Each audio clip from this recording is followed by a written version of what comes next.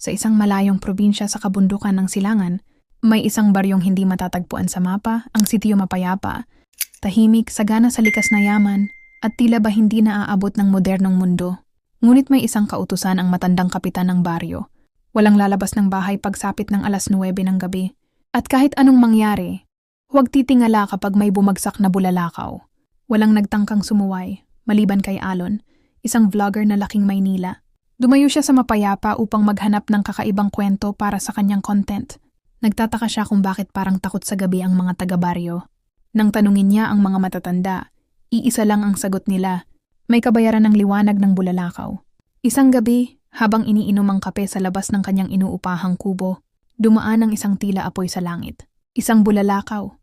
Maliwanag. Mainit. Bumagsak ito sa may kagubatan.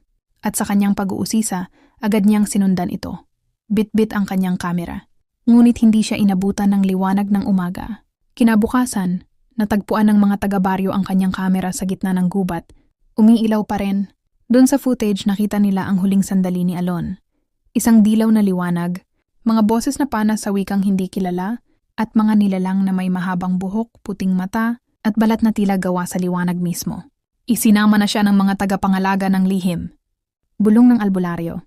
Simula noon, tuwing may bulalakaw na daraan sa langit, may nawawalang kaluluwa sa Sitio Mapayapa. At sa hangin, tila may boses na humihingi ng tulong. Pero huwag kang titingala. Huwag na huwag. Simula nang mawala si Alon, mas lalong tumahimik ang Sitio Mapayapa. Ilang araw nang hindi sumisikat ang araw ng buo. Lagi na lang animoy dapit hapon. At sa gabi may mga boses na mula sa gubat.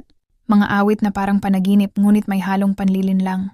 Si Lola Anselma, ang pinakamatandang albularyo sa sitio, ay nagsimulang magbukas ng lumang kwaderno, isang aklat na isinulat sa lihim na wika ng mga naunang tagapagbantay. Isang wika na tinuturo lang sa iisang tao kada henerasyon. Doon niya ibinunyag ang tunay na kalagayan ng Mapayapa. Ang sitio ay dating pintuan ng Biringan, ang lungsod ng mga liwanag. Noon, ang mga engkanto ay nananahimik lamang. Nagmamasid, nag-aalay ng liwanag tuwing may bulalakaw. Ngunit isang araw, may tao ang sumira sa balanse. Ninakaw niya ang mata ng liwanag at isinumpa ang lupaing ito. Simula noon, tuwing may bulalakaw, may kaluluwang binabawi.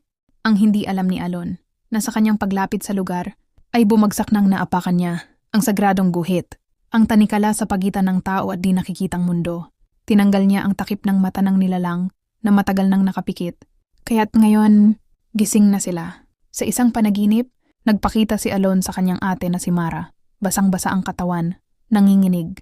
Ate, huwag kang tumingin sa liwanag. Hindi ako makauwi. Hindi ako makaalis. Nandito ako, sa ilalim ng ilog. Pero hindi ako patay. Gising ako, kasama nila. Pagkagising ni Mara, basa ang unan. At sa ilalim ng kanyang kama, may nahulog na kamera. Kamera ni Alon. Ang huling video, isang nilalang na may puting balat. Walang mukha. At boses na parang pagaspas ng hangin.